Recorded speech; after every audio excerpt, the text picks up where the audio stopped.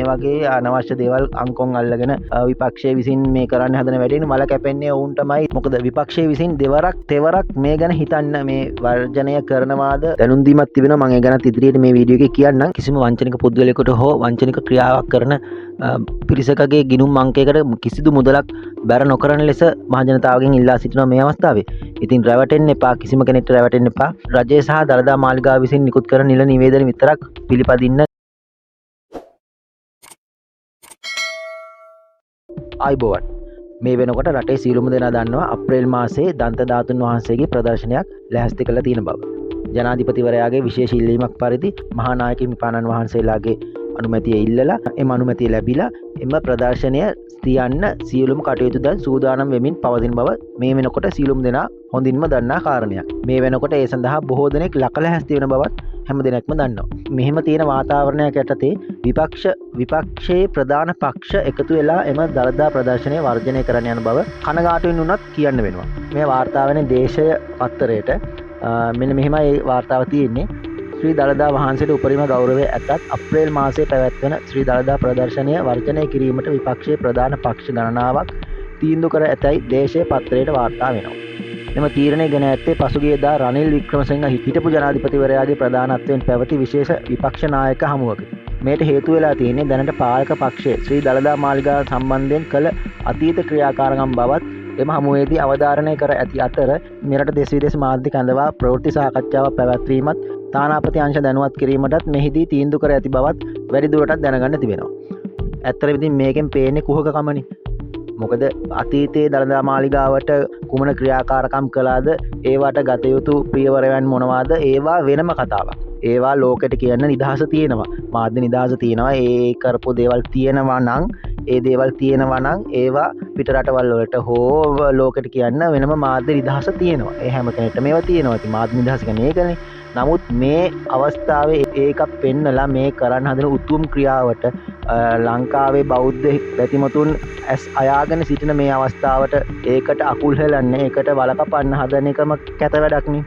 මුන් දන්නවත් දන්නේ මේ සඳහා බෞද්ධයන්ගේ තියෙන කැපවීම, තියෙන කැමැත්ත කොහොමද කියලා. මොකද දළදා මාලිගාවෙන්වත් රජයෙන්වත් කිසිම ඉල්ලීමක් කරලා නැහැ කිසිම සංවිධාන කටයුත්තක් කරන්න කියලා. නමුත් මහජනතාව මේ වෙනකොට තමන්ට පුළුවන් ආකාරයෙන් ස්වේච්ඡාවෙන් තමන්ගේ හැකි පමණින් විවිධ ක්‍රියාකාරකම් මේ දින 10 ඇතුළත නුවර දළදා මාලිගාව ආශ්‍රිතව කරන්න කටයුතු සූදානම් කරලා තිබෙනවා. රජයෙන්වත් දළදා මාලිගාවෙන්වත් කිසිම ඉල්ලීමක් නොකර.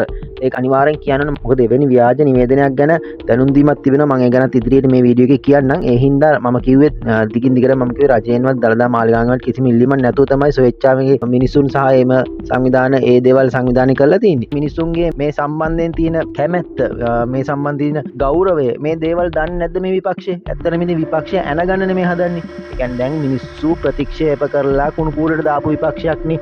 ඉතින් ඇත්තටම ඡන්දෙන් අම්බානක අනාත වෙන්න පෙරදුනා. ඉතින් දැන් මිනිස්සුන්ගේ හිත හදාගෙන මිනිස්සුන්ගෙන් ලකුණු ටිකක් එකතු කරගන්න නැවතත් ඡන්දයකට එනවා මිසක්වා තියෙන ලකුණු ටිකක් කපාගෙන තව තවත් කුණු කූඩෙන් බිමටම වැටෙන්න මේ හදන්නේ. මොකද මිනිස්සු බහුතරයක් ඉන්නේ බෞද්ධයෝ මේ රටේ. බහුතරයකගේ කැමැත්ත තියෙන දන්ත ධාතුන් වහන්සේගේ ප්‍රදර්ශනය. ඒතකොට විපක්ෂයේ මේ කරන්න හදන වැඩෙන් වෙන්නේ විපක්ෂයේ ලකුණු ටික කැපෙන එක. විපක්ෂයේ තව තවත් මිනිස්සුන්ට එපා වෙන එක. ඉතින් ඕන් හිතන්න ඕනේ මොකද්ද මේ කරන්න හදන්නේ? මෙතර උතුම් ක්‍රියාවකට පරණ අතීතයේ තිබුණා කියන එකක් මේ ඇදලා අරගෙන මේ දේශපාලන වාසි ලබා ගන්න හදන එක හරිද කියන එක විපක්ෂයේ ওই ප්‍රධාන පක්ෂ කල්පනා කරන්න ඕනේ. මොකද මිනිස්සු තමයි ඡන්දෙ දෙන්නේ. ඉතින් මිනිස්සුන්ගෙන් ඡන්දෙ ලබා ගන්න නම් ඒවට මිනිස්සුන්ගේ කැමති දේවල් වලට මිනිස්සු අති ගෞරවයෙන් කරන්න හදන වැඩවලට වලකපලා හරියන්නේ නැහැ නේද? ඉතින් ඒ දේවල් පොඩ්ඩක් කල්පනා කරලා බලන්න කියලා විපක්ෂයට නැවතත් මතක් කරන්න ඕනේ. ඔබලාට නැවතත් එන්න පුළුවන් වේද කියලා නම් දන්නේ නැහැ. නමුත් ඔබලාට එන්න පුළුවන් කියලා ඉංගියක්වත් ලබා ගන්න නම් නැවතත් පාලක පක්ෂයකට එන්න ඉංගියක්වත් ලබා ගන්න නම් ඉතින් මේ දේවල් වලට අකුල් හෙලන්න එපා. මේ දේවල් වලට උපරිම සහයෝගය ලබා දෙන්න කියලා තමයි කියන්න වෙන්නේ. මොකද ජනාධිපතිතුමත් පාර්ලිමේන්තුවේදී ඊයේ පෙරේද දවසක කතාවක් කරා.